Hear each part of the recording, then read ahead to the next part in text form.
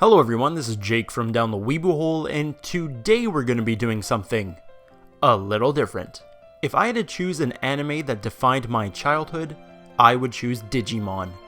Yep, that's right. I was a Digimon kid.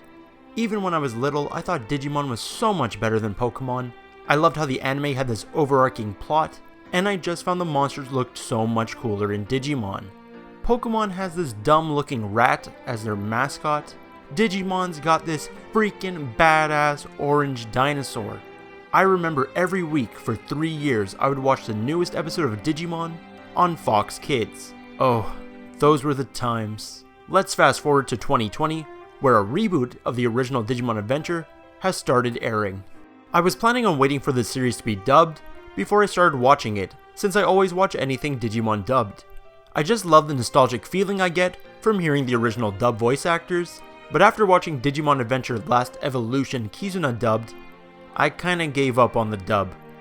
Almost all of the original voice cast has been replaced in that film, and look at who they got to voice Cody. What if we just went straight to the source? Bryce Papenbrook! So I decided, maybe I should just watch the new series subbed, and I'm happy I did, because I'm loving what I've watched so far. I thought the series was going to follow the story of the original anime, but I was pleasantly surprised to learn that this series is vastly different from the original. This distinction is made evident from the first episode.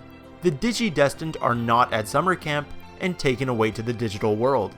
Instead, we have a Digimon attacking the human world, and only Tai and Matt manage to transport to the digital world and meet their partner Digimon. Also, we are introduced to Kari, so I guess there won't be a grand reveal for the 8th Digidestined. I'm guessing everyone already knows she's a Digidestined by now, so it wouldn't be a big surprise anymore. But what really surprised me is that in episode 2, we already get the introduction of Omnimon. The beginning of this series feels a lot like our war game, and I'm okay with that now. I thought introducing Omnimon this early on would ruin the power scaling, but from the way the series is progressing, I think it was a smart move. We are now able to have Mega level Digimon threaten the Digidestined early on, and now they have a believable way to defeat them. In terms of story, I like how the reboot is different from the original. At first I was hoping it was going to be a one-to-one adaptation, but I love not knowing where the story is going. Every episode I'm excited to see what's going to happen next, and what new Digimon the cast are going to meet. I like how the human world is already being heavily affected by the digital world in a negative way. First, we have this nuclear missile heading straight towards Tokyo, and it's only thanks to Omnimon that they're able to stop it. Next, there's this blackout happening in Tokyo, and the kids only have 3 days to stop it.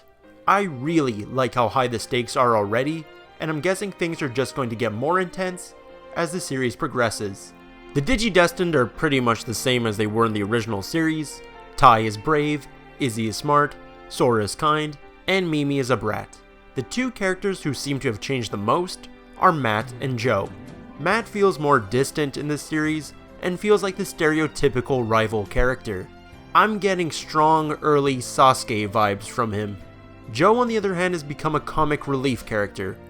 In the original series, Joe was a nag, but he was always trying his hardest to take care of everyone.